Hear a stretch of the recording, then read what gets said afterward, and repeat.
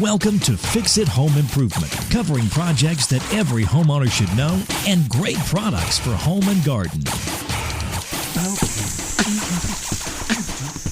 Hi, I'm JC, and this is where we share weekly home improvement tips. I'm here with my co-host, Cindy. Hello, JC. Hi, Cindy. Today we're going to be talking about fans. We'd like to thank Rebecca Herberger. She's been sharing our podcast on her social platforms. Did you know that the original Japanese folding fans were based on the way a bat folds its wings? No, I didn't know that. Interesting, huh? You should phrase it in form of a question, like, For like a Jeopardy thing? Yeah.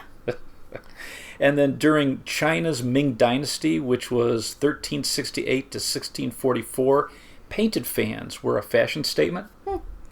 And then so these were the first personal kind of carry-around fans to keep yourself cool.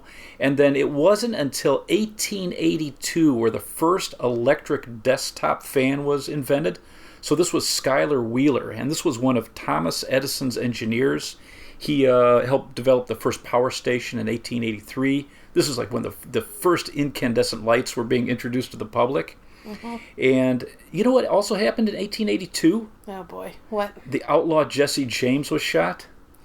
And then in 1910, Westinghouse started working on fans for the home, so they're starting to mass produce. It wasn't until 1910, which is interesting. The first window fans were introduced in 1934. And then all through the 30s, that's when they had those Art Deco fans, which, like my mom, she was an antique dealer and had some of these just amazing shapes and colors, almost like a piece of art. In the 1950s, they started with all the bright colors, so the crazy psychedelic colors, and those were the, the tabletop and desktop fans. Does that conclude our history lesson for today? I have more later. Really? Yeah. Ugh. So you got that to look forward to. All right, can we discuss different types of fans then? So the key fans for a homeowner would be tower, pedestal, a window, or a box fan, and some will be labeled floor fans. And a tower fan is very interesting. It's a very long vertical body that encloses the fan, so they're very safe around kids and pets. And it kind of looks like a tower? Yeah, it's cool. It's very interesting looking, and most of them are going to fit really nice into a corner or against a wall or, in between furniture. So it's very nice in areas where you don't have a lot of floor space. And some of these tower fans have built-in ionizers for cleaning the air, and some have misters, and others have a built-in humidifier. Oh, that's nice. Just very interesting, the features of a tower fan. Then on the other end of the spectrum, you have box fans and floor fans. The box fans just have a big square frame that hold them. Usually they're fairly large fans, so they're going to move a big volume of air. Some of these are very loud. When I was looking at some of the reviews, some of the box fans were the loudest. And then you have floor fans. Many of these just have a circular frame, and they have some type of base or stand that holds them in place. Right. And these, again, have some of your best air movement. So a lot of these are used for if you're working in a workshop or a garage. These do a really nice job. So my dad, during the summers when we were growing up, he had this huge pillow, and it was 6 feet long, that used to lay in the living room. Well, yeah, but it was just a big pillow that, like, when we were kids, we used to play on. But during the summer, he'd be hot, and my mom didn't like a fan on, so he would go lay on the big pillow and then have the big box fan in the hallway. Great. So that's what you heard. The it was roar. Loud. Yeah, some of those fans are loud. Yeah. Then you have pedestal fans, and these are probably the most traditional looking fans. So you have a circular frame that's on a pedestal, and this can either be very small for a desktop or it can be very large with an adjustable height. What's nice about this is they have the fan head can either tilt and oscillate, so you can leave it fixed in one position or have it moving back and forth. And so it does a really nice job. Most of these are more powerful than a tower fan, so they're very good for large rooms. But you need to make sure you're looking at it if you have kids or pets, because some of the grills I see some of these grills that are wide enough to allow your fingers to go into it. Right. And some of these are very powerful now. And so, they could potentially be dangerous. And then the last type of fan are window fans, and it's really best if you buy these in groups of 2.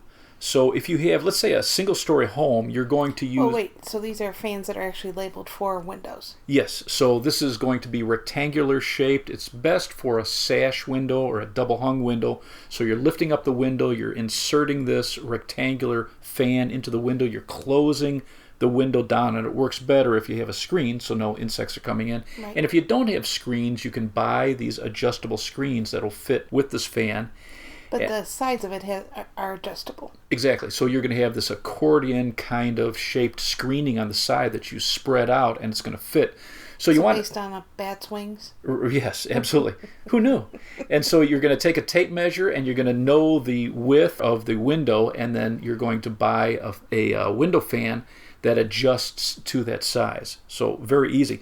But what's interesting is, so let's say you know the movement of the air generally in your neighborhood, and you're going to... in your house. I don't really care about the neighborhood. So you've got one fan drawing in, and on one side of the house where the wind is moving that direction, and then on the other side of the house you have another window fan that's pushing out. And so you create... So they're facing different directions? Exactly. One's coming in, one pushing out, and you're going to create a wonderful cross ventilation throughout your house and create a wonderful breeze. So my grandfather used to do this at his house. Okay. It was a double story, and so he used his big old box fans. Right. So, in the small bedroom, he'd have drawing it in, and where he has the TV. Smart. It was going out. The only problem was it was 30 years ago, so it was super loud. Right. And so the TV was cranked. Grandma was trying to... Everyone's screaming at each other as it carried a conversation. Yeah, the new ones are really quiet. In fact, I've got a couple recommendations later. So they're doing a much better job. If you have a multi-level house, what you'd want to do is on the ground level, you want the fans drawing air in, and then on the upper level, where it's generally hotter, you're going to have the fans blowing out, and that's going to really create a nice breeze and really move that hot air out of the house faster. And then one more tip that I thought was very interesting is the window that if you have, let's say, different size windows in your home, you want to use the smallest window to draw air in, and then the biggest window to push air out. And just that difference in the size of the windows increases the airspeed inside the house. Wow, that's crazy. Yeah, interesting, huh? Because you'd kind of think it would be the opposite, right? Yeah. If you're going to be purchasing a new fan, what are some things you need to be thinking about? So you want to think about the size of the room and the airflow that the fan is giving off. And one of the things you're looking at is CFMs, so that's a cubic feet per minute. And what you're looking for, most experts are saying that you want to circulate the air in your room once every 3 minutes or less if you're looking for a top-rated fan. If it's 5 minutes or less, it's a good fan, but 3 minutes or less is considered top-rated. And how you would figure that out is you want to multiply the room's length and width by the height. So let's say a room 10 foot by 25 feet with 8-foot ceilings, you're going to multiply 10 by 25 by 8, which is going to give you 2,000 cubic feet. And so that's the number that you're going to divide by whatever the CFMs are of your fan. So let's say you have a fan where the box says it's 584 CFMs. You take 2,000 divided by the 584, and you're going to get 3.4. So that fan will do a fine job in that size room. Wow, who knew we'd do math in this one? Yeah. And then, like some of these higher efficiency fans, you might have 2,000 CFMs, and that means you are moving it every minute. And so just amazing, how much cooler you're going to feel if there's that much air movement in the room. So that's kind of one of the things that you're looking at. And then the noise level. So you're looking at decibels. What's interesting, well, two things are interesting. One is a lot of these boxes aren't going to have this marked on it. Mm-hmm. So you really need to do a little bit of research online, and you'll find the CFMs on almost all of these fans online. But I couldn't find a lot of them marked with decibels. So if you see something that's rated low noise or silent, it's probably going to do a good job for you. But just from a little bit of research in a couple of our trade magazines, they were saying that the average conversation, just to give you a feel, is 50 decibels. The noise in a library is about 40 decibels. And some of the best rated fans are in their low speeds are around 40 decibels. On their high speeds are right around 55 decibels. So just to give you a feel for where that's at. I would say go to these websites, Home Depot, they do a nice job with ratings and reviews, people Absolutely. that have actually purchased these fans and are giving great Real feedback. feedback, yep. Amazon does a nice job Yep, absolutely. too. And so take some advice from people that have already purchased it, and what is it actually like? Yeah, because a lot of the stuff is subjective. So if you've got a majority of the people saying, "Hey, it's the quietest fan I ever had," Right. That's kind of a real feel. Because when you have that hardcore decibels, depending on where your house is located, how much noise there is around you, and where your television levels are normally. Well, and where you're placing this fan, if you're going Absolutely. to keep it in your bedroom, if you're keeping it in the living room. Right, absolutely. What are some features that are available on these new fans? So on some of the better fans, they have timers, so you can fall asleep to it. Multiple fan speeds, I think, is important if you're Don't they have buying. remote controls on some of them? Yeah, too? remote control, very cool. Some of them have LED controls, which are really hip. Adjustable fan head, I think, is nice to have, for a couple dollars more on some of these models. Some they can create negative ions. So negative ions, this is an atom that has gained one or more negatively charged electrons. And what it does is it grabs hold of pollution and particles in the air. It attaches to it, and then it attaches so much, it drops to the floor. So it's pulling stuff out of the air. And there was a study done by the U.S. Department of Agriculture that found by using one of these ionizers in a room, it reduced the dust by 52%. Wow. And it also reduced the bacteria count in a room. So very interesting. So And dust mites don't like this? yeah, they hate negative ion fans. And then these negative ions, so this is the same thing, and there's a lot of studies being done, and the jury's still out on how effective it is for your mood.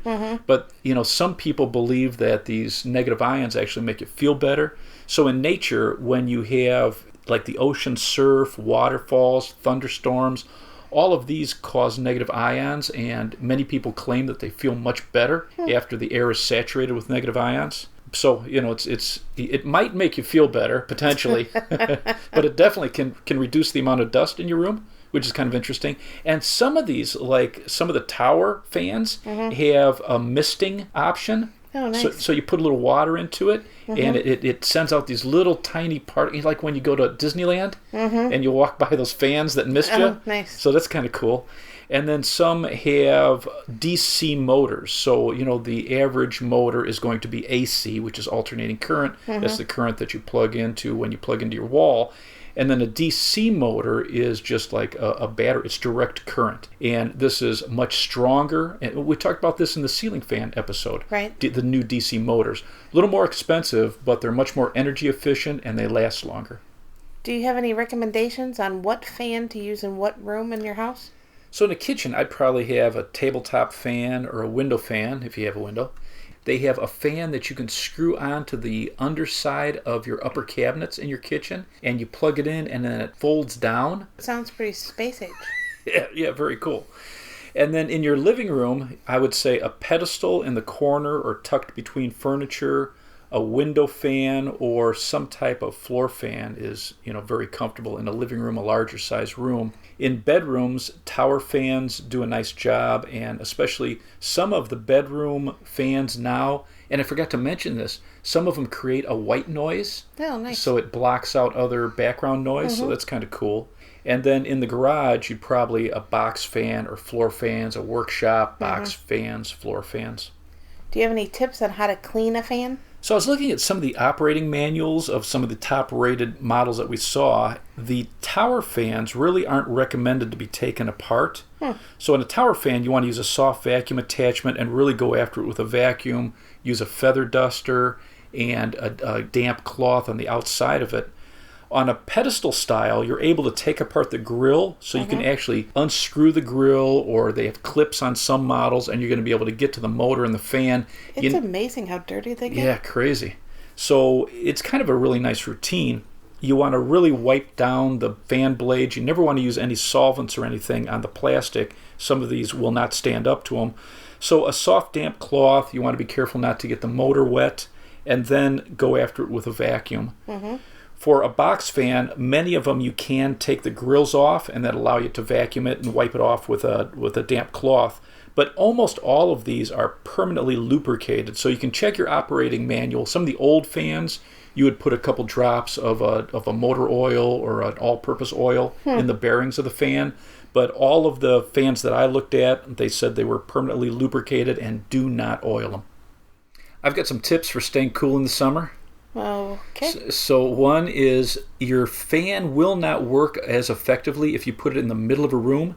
It's going to be the most effective if you put it into a corner or against a wall. Really? Interesting, huh? And point it up. So you're actually drawing air behind it. And while it's sucking in air, it's pulling air down the wall and across the floor.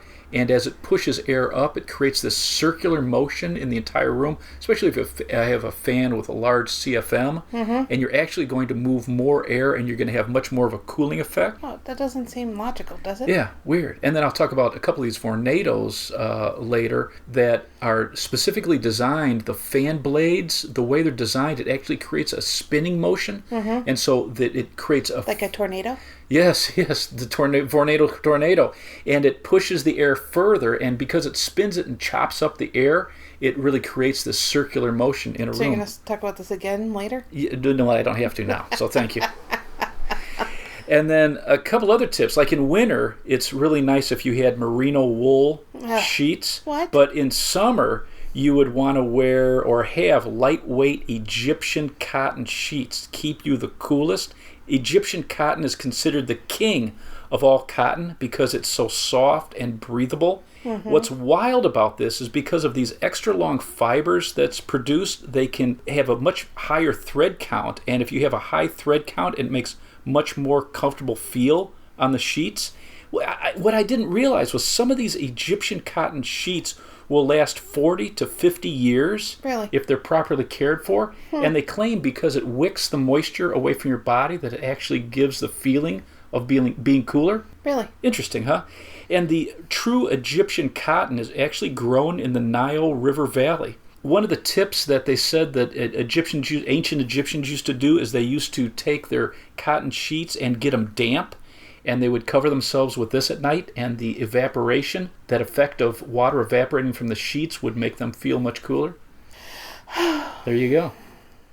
And then using a fan is actually going to allow you to raise the thermostat on your air conditioner by 4 degrees, which is pretty drastic. 4 degrees is pretty cool. Yeah, absolutely. And then one tip is always turn the fan off when you're out of the room, because the fan itself is not cooling the room. It's just giving a cooling effect on your skin.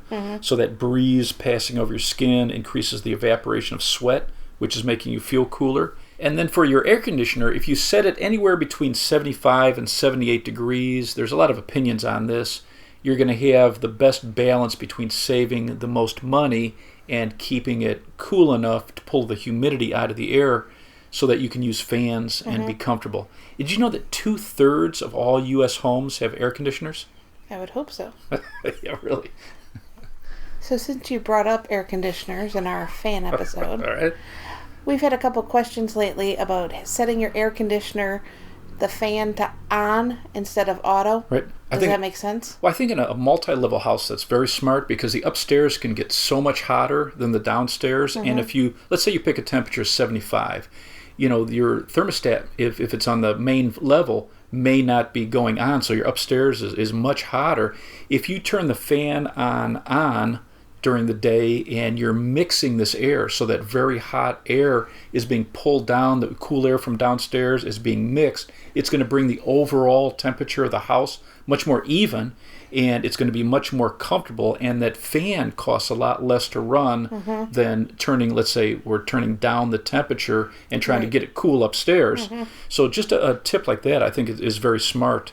Another thing, since you want to keep this conversation going about air conditioners, another thing that you want to check each month is your air conditioning filter or your furnace filter, because a dirty filter is going to cause it to increase the energy consumption from 5 to 15%. Which I know, like my dad was telling me a while back, he's like, I don't have to change the furnace filter in the... Because it's summer. In the summer. Yeah, and a lot of people think that. And I said, yeah. Right.